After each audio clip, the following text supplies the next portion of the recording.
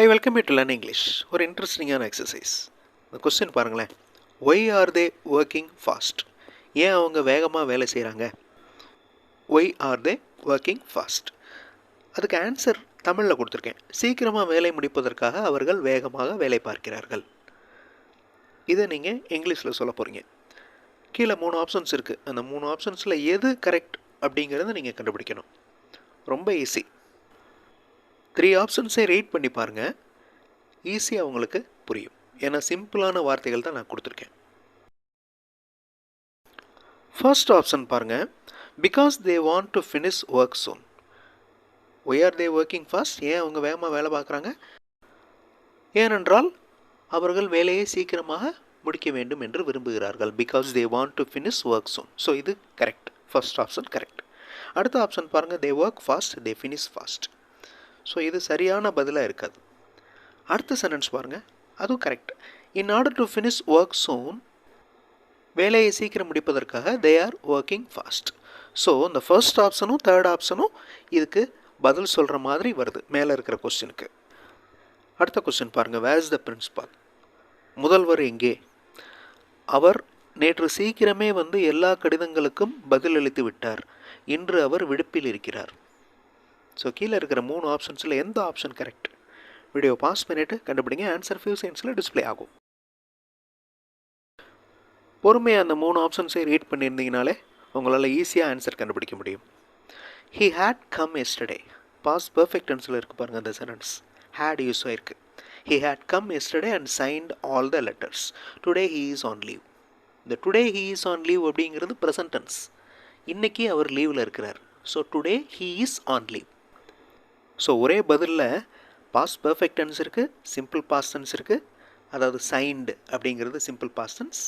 Today he is on leave அது simple present டென்ஸில் இருக்குது. மற்ற 2 ஆப்ஷன்ஸுமே ராங் ஆப்ஷன்ஸ். கடந்த காலத்தில் ஒரு செயல் ஒரு வேலைக்கு மேலே நடந்திருந்தால் ஃபஸ்ட்டு வேலை நடந்ததை பாஸ்ட் பர்ஃபெக்ட் டென்ஸில் சொல்லணும்.